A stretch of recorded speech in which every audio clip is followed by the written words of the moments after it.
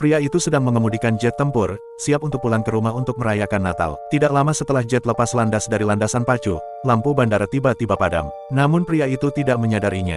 Dia hanya menambah gas dan menarik jet ke atas.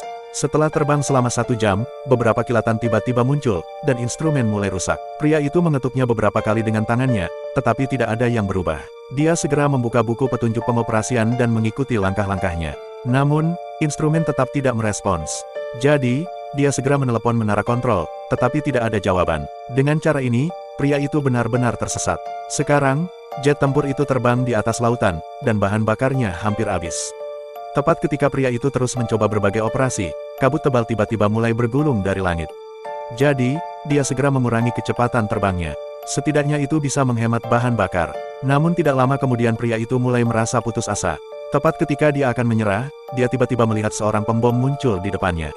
Terlebih lagi, pesawat pengebom itu mengepakkan sayapnya untuk menyambutnya. Setelah pilot pesawat pengebom mengetahui situasi pria itu, ia mengetahui bahwa pria itu tersesat dan kehabisan bahan bakar, sehingga harus segera mendarat. Jadi, pilot itu menyuruh pria itu untuk mengikutinya. Kemudian, pesawat-pesawat itu mengubah arah. Di bawah arahan pilot pesawat pengebom, mereka segera tiba di atas sebuah bandara. Tidak lama setelah itu, pria itu mendarat dengan selamat. Ketika pilot pesawat pengebom melihat pria itu memasuki landasan, ia berbalik dan terbang menjauh. Setelah pria itu keluar dari kokpit, ia melihat sebuah mobil terparkir di sana. Ia mengikuti staf di dalam mobil itu ke kantin. Pria itu melihat nama-nama dan usia puluhan orang tertulis di dinding. Tiba-tiba, ia tertarik pada sebuah foto. Orang di foto itu tampak persis seperti pilot yang baru saja membimbingnya untuk mendarat. Ia langsung bertanya tentang hal itu. Staf itu menjelaskan bahwa pilot itu pernah menjadi pilot ulung di sini. Setiap kali setelah kembali dari misi, ia akan menerbangkan jet tempur sendirian untuk mencari pesawat yang rusak dan kemudian membimbing mereka kembali ke pangkalan, karena permukaan laut sering berkabut.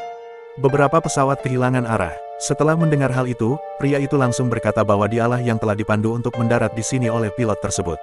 Namun, staf mengatakan bahwa pilot tersebut telah jatuh ke laut tidak lama setelah menerbangkan pesawat pengebom pada malam Natal tahun 1943, yang kebetulan jatuh pada malam yang sama 14 tahun yang lalu. Hal ini membuat pria itu sangat bingung. Tepat pada saat itu, dia mendengar suara pesawat pengebom. Dia segera bergegas keluar tetapi tidak melihat apa-apa. Namun, ketika dia menoleh, dia melihat kendaraan mendekatinya dari depan. Prajurit itu mengatakan bahwa mereka telah melihat pria itu menghilang di radar dan langsung mengejarnya. Pria itu mengatakan bahwa dia telah dipandu untuk mendarat di sini oleh seseorang dan bahwa seorang anggota staf bahkan telah membantunya menyalakan lampu landasan pacu. Hal ini sangat mengejutkan kedua prajurit itu karena tempat ini telah ditinggalkan sejak akhir Perang Dunia II. Setelah mendengar hal itu, pria itu berbalik dan mendapati bahwa kantin mewah yang baru saja dilihatnya kini berada dalam kondisi kumuh.